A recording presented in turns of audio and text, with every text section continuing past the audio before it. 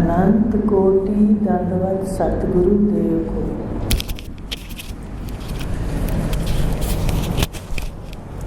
कल अपना विषय चल रहा था पिछले रविवार को कि महावाक्य पर विचार करना है।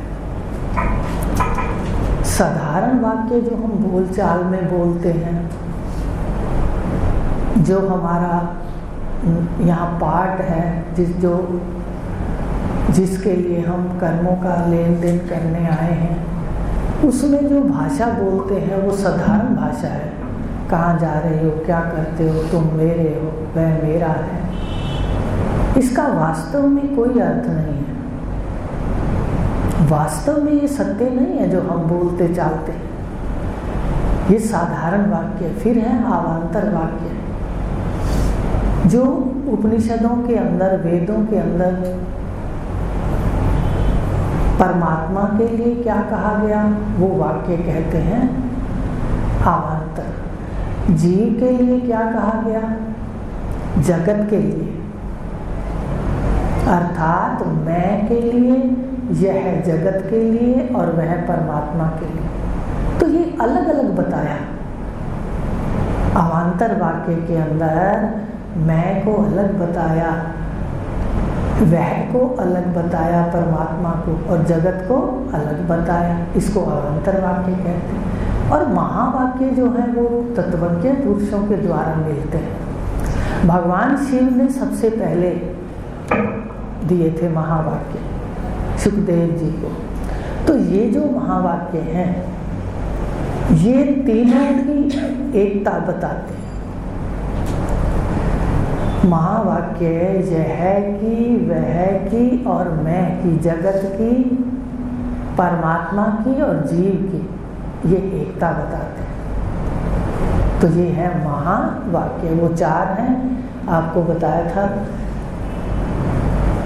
अब आज भगवान कह रहे हैं, आपको यहाँ श्रद्धा महावाक्य सुनने में क्यों हुई, इसका राज आज 17वें अध्याय में भगवान बोल रहे हैं। भगवान ने कहा, श्रद्धा सबों को होती है कर्मा अनुकूल भारत।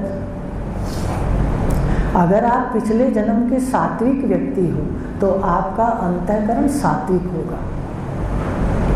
अगर आप पिछले जन्म में यज्ञ आदि करके राजसी व्यक्ति हो तो आपका अंतःकरण राजसी होगा इस वक्त भी। अगर आप तामसिक वृत्ति के हो पिछले जन्म में, तो इस जन्म में भी हमारी तामसिक वृत्तियां ही होगी। अब यहाँ पर भगवान ने खोल दिया कि अपने अंतःकरण को देखो। आप क्या चाहते हो, किसको पूजना चाहते हो? तो कितनी बात उनकी सत्य है कि सात्विक व्यक्ति ज्ञान सुनने के लिए उत्सुक रहता है, उसका अंतःकरण ज्ञान में प्रसन्न रहता है, वो सब जगह जाता है, उदासीन हो जाता है, और शांति से जब सत्य सुनता है, यह के बारे में, जगत के बारे में सत्य सुनता है, मैं के बारे में सत्य सुनता है, वह के बारे में सत्य सुनता है, तो वो इसकी खोज में लगता है। तो भगवान ने कहा कि सतोगुणी देव पूजे, यक्ष राक्षस राजस। अब हम ये ना सोचें, कोई भी धार्मिक व्यक्ति ये ना सोचे कि वो ही ज्यादा श्रद्धालु है।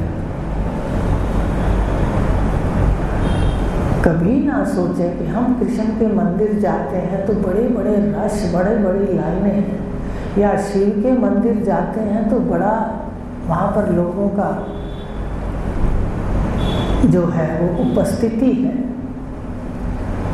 देखो, जो देवताओं को पूजते हैं वो चेतन को पूजते हैं। ये बात आप ध्यान में रखना। आप किसी भी देवता को पूजते हो तो उसका शरीर जो है, मान लो हनुमान जी है, उनका एक आकार है अलग से, ये उनकी शक्ति का प्रतीक है। क्योंकि ईश्वर ने हर आकार के अंदर शक्ति दी है।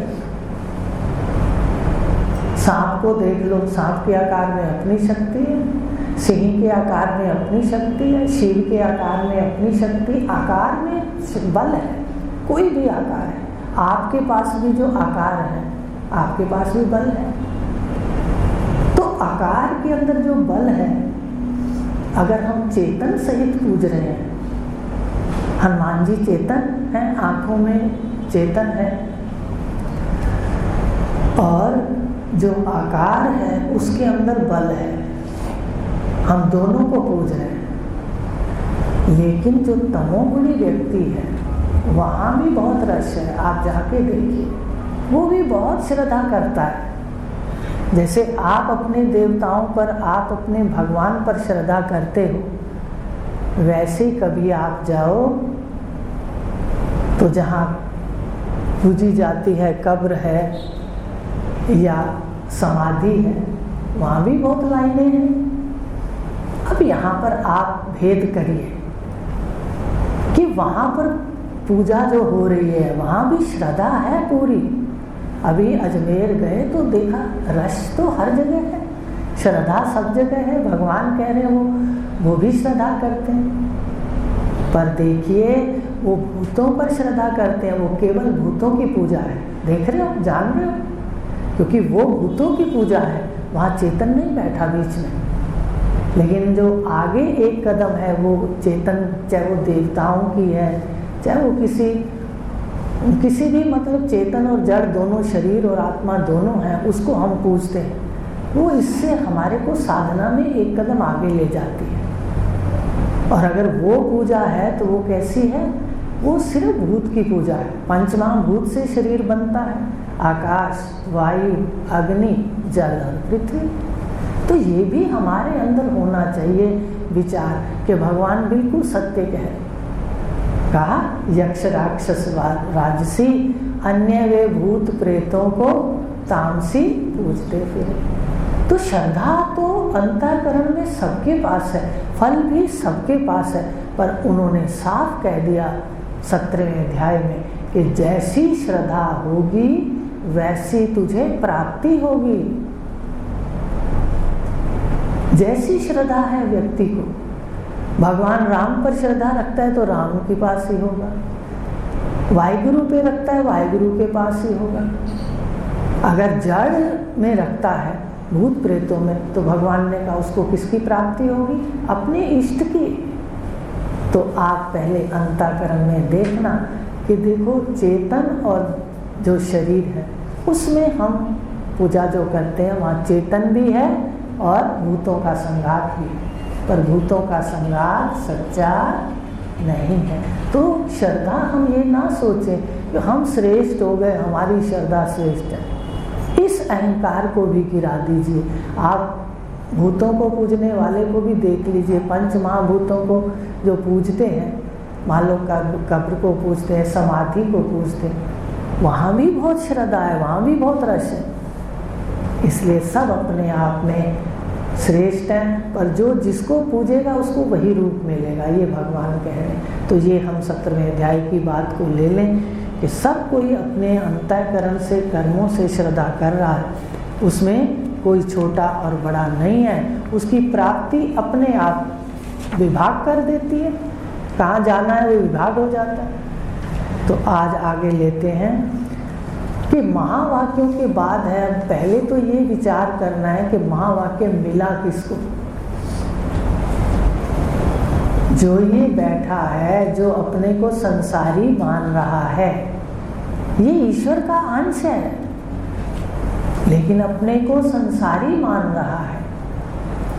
तो इस संसारी मानने वाले को, अज्ञान वाले को सतगुरु देव कहते हैं तत्त्वम् असि, कि ये जो मन से परे, इंद्रियों से परे,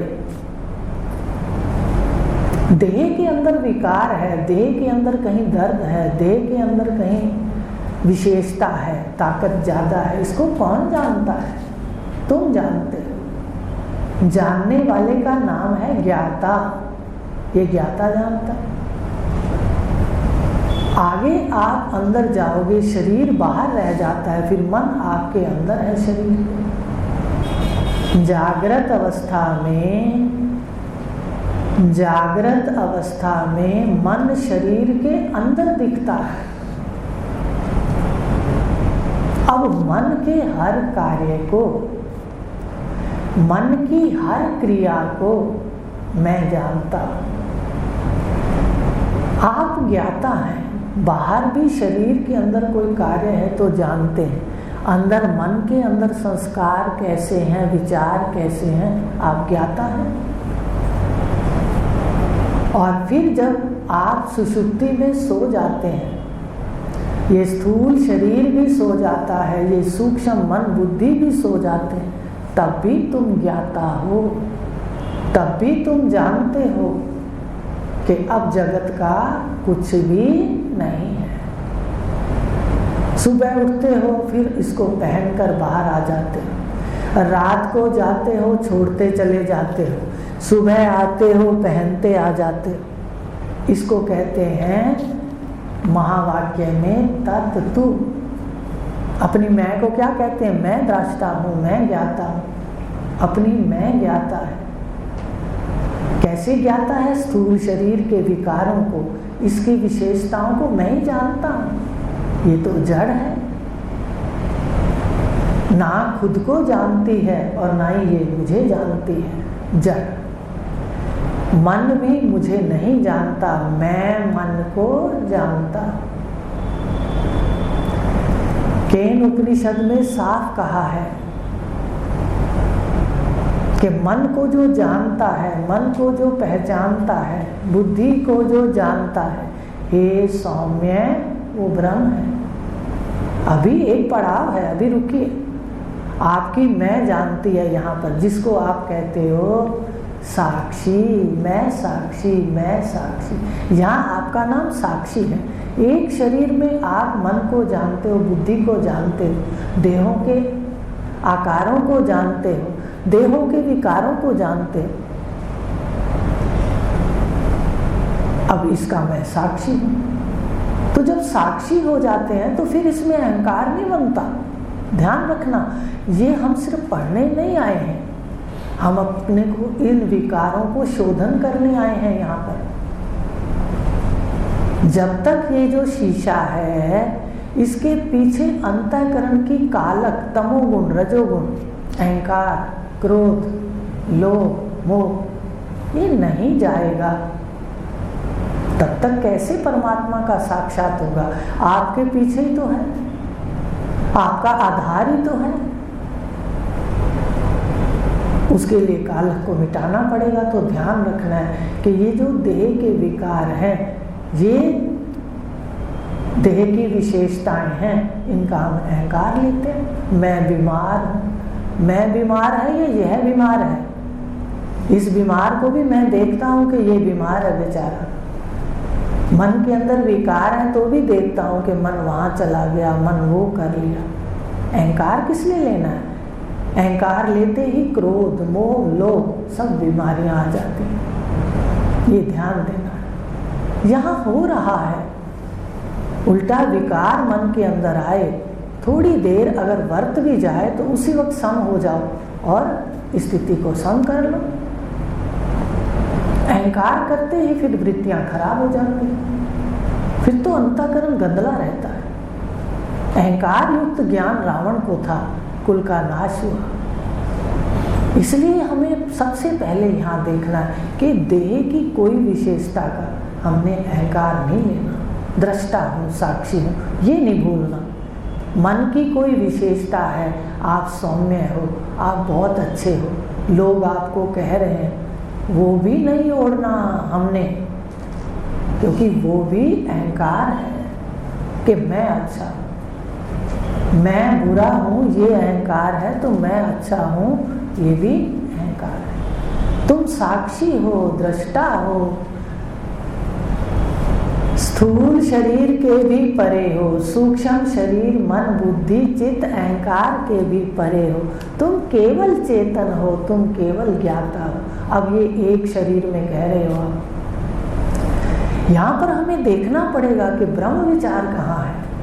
आखिर ये कौन सा विचार था जो हम कर रहे हैं? मैं पहले से ही जानता हूँ, मैं साक्षी हूँ, ज्ञाता हूँ। फर्क है। भगवान ने 15वें अध्याय में राज खोला है, जान सकते हो तो जान लो अपने आप। अध्याय बता देते हैं आपको। 6ठे तक कर्मों का रहस्य खोल के कर्म से संन्यास दिला दिया। पढ़िए आप अध्यायों का नाम। तो इसी प्रकार भक्ति से भी उन्होंने कर्तापन हटा दिया, ज्ञान से भी त्रिगुणातीत बना दिया। गीता के अंदर तीनों ही बातें हैं, कर्म योग, भक्ति, ज्ञान योग। अगर ये तीनों हमारे जीवन में नहीं होंगे, ज्ञान कैसे फलेगा? कर्म निष्काम हो जाएंगे, भक्ति अपने इष्ट सतगुरुदेव या जिस पर आप करते उस पर करिए, श्रद्धा करिए। जिसने इतना दिखाया उससे बढ़ के कौन आएगा? किस पे श्रद्धा करेंगे? तो श्रद्धा, भक्ति और ज्ञान तो ले रहे हैं। तो इस प्रकार कहा कि ये जो साक्षी है, एक शरीर में ज्ञाता है, एक शरीर में चैतन्य है, वो कह रहा है मैं दृष्टा हूँ, मन का दृष्टा हूँ, बुद्धि का दृष्टा हूँ। ये रात को शून्य हो जाते हैं सुषुप्ति में, उसका भी दृष्टा हूँ, ज्ञाता हूँ। तो ये अभी उसकी कोठरी, जो ये शरीर है, ये नहीं उतरा। हाँ जी, ये कह तो रहा है दृष्टा हूँ, पहचान भी गया कि मैं जिंदा हूँ और ये मुर्दा है। दो चीजें हैं। जिंदा को भी भगवान ने पुरुष कहा और मुर्दा को भी पुरुष कहा। देखिए उनकी वाणी, विश्व में दो पुरुष हैं, मरने वाला और जीने वाला। देखिए दोनों को पुरुष कहा, तो रहस्य तो जानना पड़ेगा ना। इतना जान लो कि आपने शर को अलग कर दिया, मैं को अलग कर दिया ज्ञाता के रूप में। तो जो ये महावाक्य मिला, ये शरीर में जब मिलता है, जीवात्मा कहते हैं, तब ओढ़ता है जब शरीर, तो जीवात्मा कहते हैं। और शरीर से असंग हो जाता है तो साक्षी कहते हैं। तो जीवात्मा को ये उपदेश है, तत्त्वम् असि। अब आगे आके कहा कि सिर्फ इतना ज्ञान नहीं है, यहाँ तक तो कितने ऋषि आके बैठे हैं। भगवान ने एक कदम आगे कहा है कि आत्मा ब्रह्म है।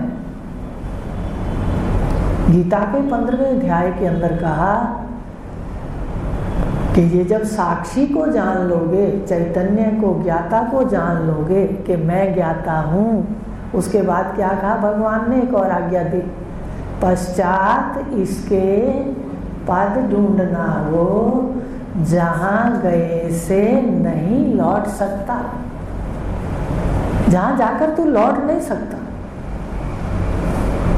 जहाँ जाकर तू लौट नहीं सकता। एक और लक्षण बता दिया साथ साथ, जहाँ गए से नहीं लौट सकता, अनादि है ये रचना जहाँ से। दूसरा लक्षण क्या बता दिया कि रचना जहाँ से, ये जो सृष्टि जहाँ से प्रकट हुई है, आई है, अनादि है ये रचना जहाँ से, गहे उसी को दृढ़ भाव करके। जहाँ से सृष्टि की उदय हुआ है, जहाँ से भूतों का प्रकटीकरण हुआ है, उस स्थान को, मूल स्थान को देख लो और उसको पकड़ लो। भगवान ने कहा दृढ़ता से पकड़ लो उस स्थान को, दृढ़ता से पकड़ लो। इसका अर्थ ये है कि वो स्थान हमारी वृत्तियों से फिसल जाता है, इसलिए भगवान को कहना पड़ा दृढ़ता से पकड़ लो। जहाँ से रचना है, साक्षी तो आप जान चुके, अब आगे चलिए, तब ज्ञान पूरा होगा कि ये जो आत्मा है, ये जो दृष्टा है, ये जो साक्षी है, ये एक शरीर वाला नहीं है, परिच्छिन्न नहीं है, ये ब्रह्म है। ये ब्रह्मांड का भी साक्षी है, ब्रह्मांड के अंदर भी है और ब्रह्मांड के बाहर भी है।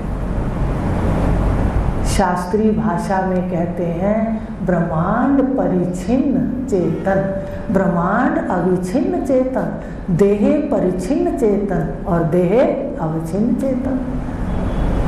हमें सादे भाषा में समझ लेना है कि जो शरीर के अंदर है, जो शरीर के बाहर है, जो ब्रह्मांड के अंदर है, जो ब्रह्मांड के बाहर है, ये दोनों एक हैं। इसको ब्रह्म कहते हैं।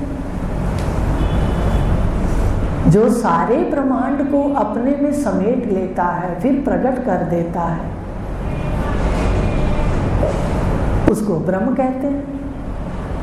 उपनिषदों में भी कहा, ब्रह्म सूत्र में भी कहा, जन्मादस्य यतः। भगवान की वाणी की पुष्टि है।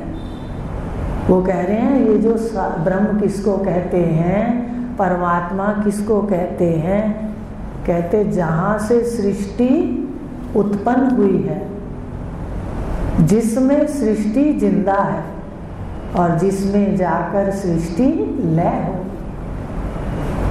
पिंड और ब्रह्मांड दोनों में एक ही बात हो रही है, उसको ब्रह्म कहते हैं। तो अब हम आत्मा को तो देख लिया, आत्मा का तो प्रत्यक्ष सिद्ध है आत्मा, माने आप प्रत्यक्ष सिद्ध हो। आप कभी नहीं कह सकते कि सुबह 4 बजे तो मैं नहीं था, 5 बजे मैं नहीं था।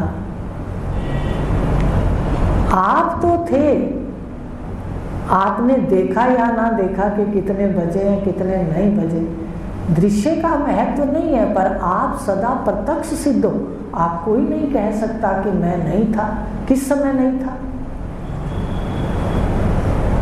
हमारे शास्त्र तो कहते हैं मृत्यु को भी देखता है ये। अगर आप सियाने हो, अभी भी शरीर के जड़पने को देख सकते हो। ये रोज चारपाई पे जड़ हो जाता है। तो ये है आत्मा। उपदेश किसको है, आज ध्यान रखना, तत्वमसी का फिर आगे बताएंगे। उपदेश है जीवात्मा को। गुरुदेव ने जीवात्मा को कर दिया शरीरों का, तीनों शरीरों से परे, और साक्षी कह दिया। अब इस साक्षी का नाम है आत्मा। जो ये संसारी है सब जीवात्माएं हैं, जीवात्माएं हैं, जीवात्माएं हैं। जब गुरुदेव विवेक करा देते हैं, जड़ को शरीरों को अलग बता के दृष्टा बता देते हैं, तब है आपका नाम आत्मा। और जब ब्रह्मांड जहाँ से प्रकट हुआ उसकी भी प्रलय दिखा देते हैं और जगत का प्रगटीकरण भी दिखा देते हैं, उस स्थान पे बैठ के आपका नाम होगा चेतन का, शुद्ध चेतन का ब्रह्म। जब शरीर हमारे पास नहीं होंगे, याद रखना। शरीरों को तो उतारना सिखाएंगे वो, तभी हम आगे की यात्रा करेंगे भावों से। शरीर पहन करके तो हम जीव हैं, रो रहे हैं, जो सच नहीं है उसको सच मान रहे हैं। क्या ये घर मकान बनाए ये सत्य है? ये केवल सराय है। पहले कोई और रह रहा था, आज आप रह रहे हो, कल कोई और रहेगा। इसी भाव से घर में रहो, तब देखो कितना आनंद है। देखती हूँ मैं, बड़ा आनंद है। किसी की बात अगर कोई विपरीत कह भी दे, कहते अरे उसका गुण है, तू तो देख सराय में आई है। हर किताब के अंदर सकारात्मक ही लिखना है अपनी किताब में। तो इस प्रकार बताया कि साक्षी चैतन्य दृष्टा ये तो स्वयं आत्मा है, उपदेश जीवात्मा को है, और यही आत्मा ब्रह्म है, ब्रह्मांड से परे। अभी तो पिंड से परे है, तो इसको आत्मा का, चेतन को, चैतन्य को, अहम को। जब ब्रह्मांड से परे होगी, है तो पहले, लेकिन जब ये प्रत्यक्ष सिद्ध हो जाएगा, प्रत्यक्ष सिद्ध है ये बात। आप बताओ, हमने ना तो जीवात्मा कहीं से लाए, ना ही साक्षी लाए, ना ही अपना स्वरूप चेतन है ये लाए। केवल हमें इसका अज्ञान था, और सतगुरुदेव क्या कर रहे हैं? हमारे अज्ञान को दूर कर रहे हैं। सामान आपके पास है, देह है, इंद्रियां हैं, ये सामान है, इसको वरतो आराम से, उल्टा सतोगुणी भाव से वरतो, आनंद लो। देह लेकर इतना कष्ट देह का पाकर, बचपन, जवानी, बूढ़ेपा, तीनों विकारी हैं। भगवान राम ने योग वशिष्ठ में भगवान वशिष्ठ जी से कहा, ये तीनों विकारी हैं, तो तुम अपने आप को इससे भिन्न करके अपने घर जाओ ब्रह्म स्वरूप में। जाते रोज हो, पर अज्ञान है, वो भी गुरुदेव बताएंगे, तो उसको कहते हैं ब्रह्म विचार। आज हमने शुरू कर दिया कि ब्रह्म विचार क्या है। एक तो जीवात्मा, चेतन चार है, याद रखना, अगली बार सुनूंगी कौन कौन से चेतन है। वहां हमने अपनी उस स्थिति को देखना है जो प्रत्यक्ष सिद्ध है। प्रत्यक्ष सिद्ध का मतलब ये नहीं कि जैसे मेरे को आपकी शक्ल दिख रही है ऐसे परमात्मा दिखेगा, ऐसे जीवात्मा दिखेगी, ऐसे ईश्वर दिखेगा। कहते ऐसे दिखेगा जैसे अज्ञान सुनने पर आपकी मैं से मैं को देखते हो, अपनी मैं को अपनी मैं से देखते हो। प्रत्यक्ष सिद्ध है अपनी मैं, और अपनी मैं से देखते हो, कोई और से नहीं देखते। ऐसे ही अपनी मैं से जिस आंखों के बिना आप देखोगे।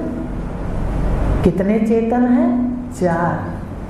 चेतन एक है पर नाम उसके चार है। पहला जीवात्मा, तो आपको जीवात्मा समझ आ गया होगा। दूसरा आत्मा, दृष्टा साक्षी को क्या कहा? आत्मा।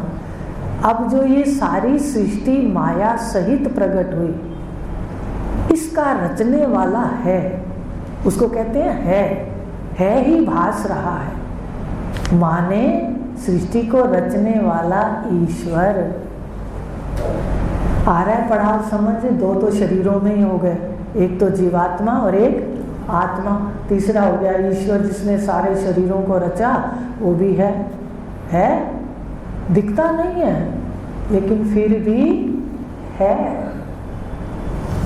और प्रत्यक्ष सिद्ध है। ये धीरे धीरे पता चलेगा। तो कहा ये तीसरा चेतन है, ब्रह्मांड को रचने वाला, जगत को रचने वाला, जिसको कहते हैं ईश्वर। और चौथा कौन है? जहां ये तीनों जाकर सो जाते हैं। कौन कौन सो जाता है? जीवात्मा, आत्मा, ईश्वर। उस महान अनंत चेतन को कहते हैं ब्रह्म। अब ये चार आपने साक्षात होने हैं आपको, और आपने अपनी स्थितियों को, मन की स्थिति को बदलना है। आप तो ब्रह्म ही हो, जीव ब्रह्म ही ना परा।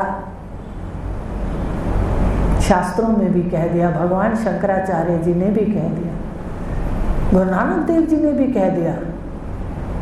जल थल महियल पूर्या एको सिरजनहार। देखिए कौन इस सृष्टि में बैठा है? संत कह रहे हैं एको ही है जो सिरजनहार है, इसको रचने वाला ही रची हुई सृष्टि में विराजमान है।